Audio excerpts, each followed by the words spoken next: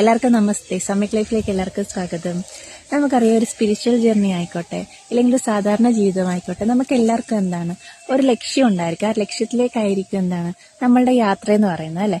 അപ്പൊ ആ ഒരു യാത്രയിൽ എന്താണ് നമുക്ക് പല തരത്തിലുള്ള തടസ്സങ്ങൾ നേരിടാറുണ്ട്, അല്ലെ?